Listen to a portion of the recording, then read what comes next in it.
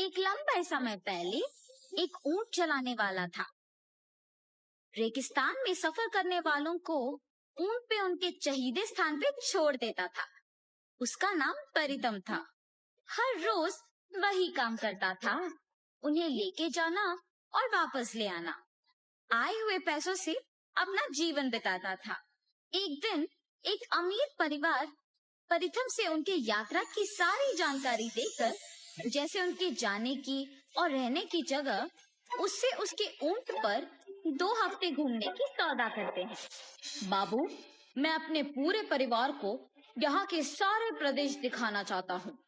कम से कम 2 हफ्तों के लिए तुम्हें हमको घुमाना होगा और उसके लिए मैं तुम्हें 500 सोने के सिक्के दूंगा। हाँ, 500 सोने के सिक्के? 2 हफ्तों के लिए जाऊंगा तो 1 साल के काफी पैसे कमा पाऊंगा। ऐसे फैसला करके परितम तुरंत उन लोगों का सौदा स्वीकार करता है। दूसरी तरफ परितम की माँ उसे जाने से मना करती है। बेटा, पैसों के लालच में ऐसी खतरनाक यात्रा करना क्या जरूरी है? उनके कहे प्रदेशों को पर्यटक साधारण रूप से नहीं जाते हैं। ऐसे कहने पर भी उनका बेटा नहीं सुनता है। माँ की बात को टालकर पैसों की लालच में अगले ही दिन उस अमीर परिवार के साथ यात्रा प्रारंभ करता है। परितम ऊंट पे 2 लोगों को बिठा के ऊंट को पकड़ के चलते रहता है। बाकी के लोग बाकी ऊंटों पे बैठ के उनके पीछे आते रहते हैं। बाकी के ऊंट को चलाने वाले सारे परितम की आज्ञा का पालन करते हैं। वो सारे परितम के पास मौजूद नक्शा की सहायता से चलते रहते हैं और जब रात होती है तो वहीं रुक के सो जाते हैं। अगले दिन परितम यात्रा की सारी तैयारी करके, जल्दी आओ सभी, देर हो रही है, ऐसे सभी को बुला के किस दिशा जाना है ये देखने अपना नशा ढूंढने लगता है। उसके बैग में और जेब में ढूंढने पर भी नहीं मिलता है। ये बात उसे परेशान कर देती है।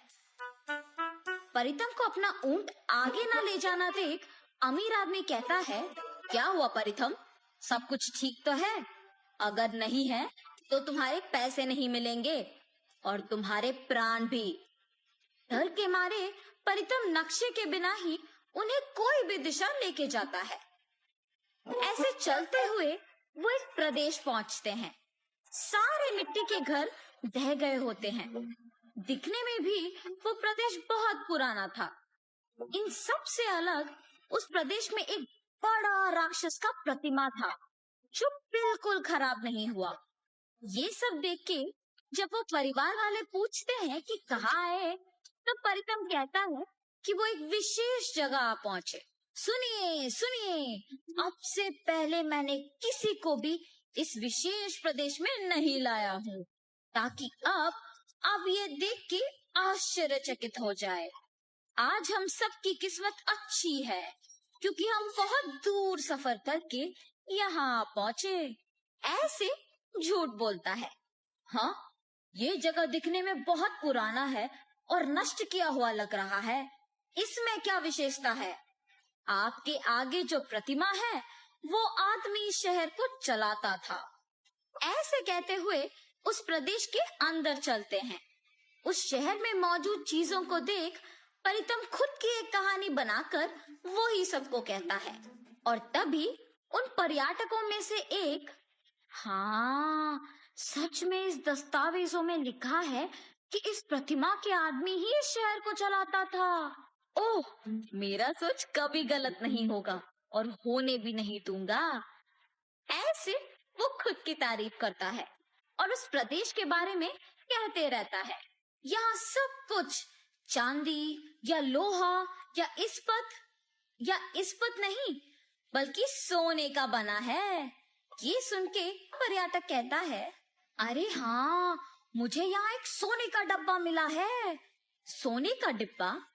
ये प्रदेश कौन सा है? यहाँ के सारे लोग कहाँ गए? ये ऐसे पुराना क्यों हो गया है? यहाँ के लोग कपड़े भी सोने के ही पहनते थे, उनके घर सोने के बने थे और ये एक सोने का शहर था। परितम के दिल को तो पता था कि वो झूठ कह रहा है, लेकिन वहां के सारे लोग उसकी बातों का यकीन कर रहे थे और जो भी चीज उन्हें मिला वो उठा के ले रहे थे। कुछ ही देर में वो प्रदेश परितम के बातों के अनुसार ही सोने में बदल जाता है। नष्ट हुए मिट्टी के घर पुराने जैसे बन जाते हैं। ये देख पर्यटक और परितम दंग रह जाते हैं। प्रतिमा भी सोने का बन जाता है और चलना शुरू करता है। ये देख सभी वहां से भागने लगते हैं और छुप जाते हैं। ओए परिथम, तुम्हारे ही बातों के अनुसार मैंने यहाँ सब बदल दिया, लेकिन सोचने की बात तो ये है कि तुमने जो कुछ भी बोला वो सच है।